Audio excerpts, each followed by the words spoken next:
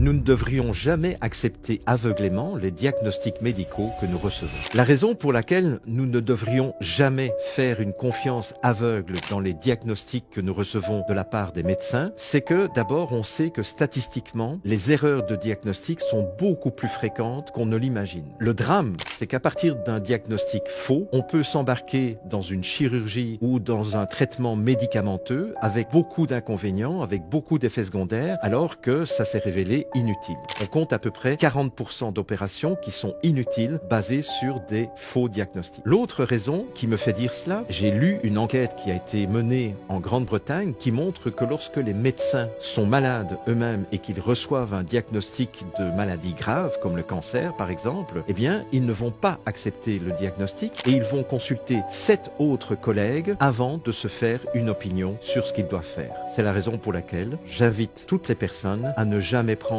pour argent comptant le premier diagnostic qu'ils reçoivent. C'est très profond.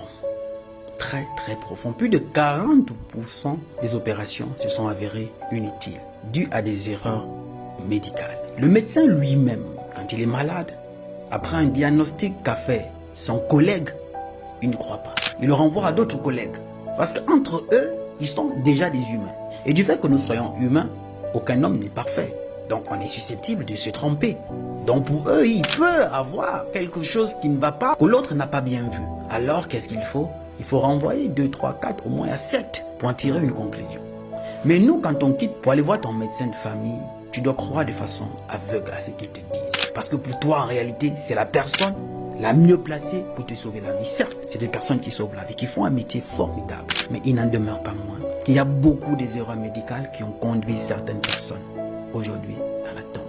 Moi, j'ai eu cette expérience à l'époque, j'étais encore au bled, à Port-Gentil. Avec mon fils, il avait vraiment mal au ventre. Il avait beaucoup mal au ventre. Il s'est tordu de douleur, il pleurait. Qu'est-ce qu'on fait? On l'amène à l'hôpital. À l'hôpital, voilà, de Ntchengue, voilà, qui est l'hôpital public.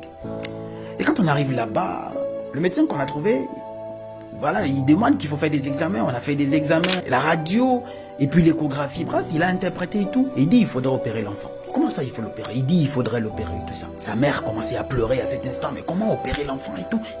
Il faudrait opérer l'enfant. Alors, pendant que j'appelle les contacts et tout, pour qu'on ramène tout ce qu'il faut, le nécessaire, parce que l'enfant va passer au bloc, il fallait informer mes parents et tout ça.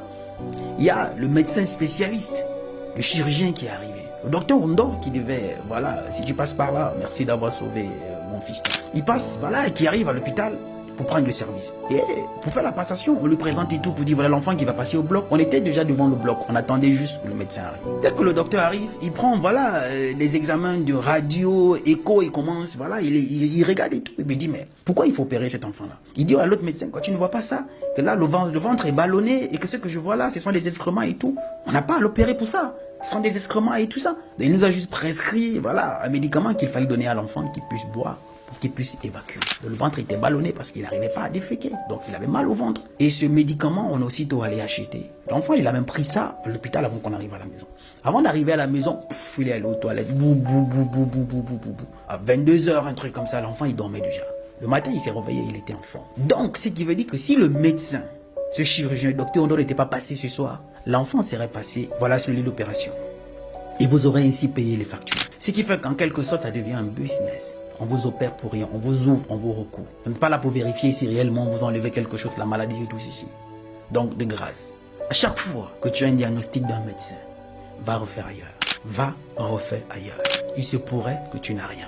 Et parfois, quand tu fais ces diagnostics-là, ou bien pour faire un examen, on t'envoie dans un hôpital spécifique, dans un laboratoire spécifique, pour aller voir un certain médecin spécifique qui va te faire cet examen-là. Aujourd'hui, on vit dans un monde où l'humain est devenu tellement malhonnête qu'il ne se gêne pas à se faire de l'argent sur le dos de n'importe qui, même les personnes les plus vulnérables. De grâce, ne prends pas cette information à la légère. Je ne dis pas de ne pas faire confiance aux médecins.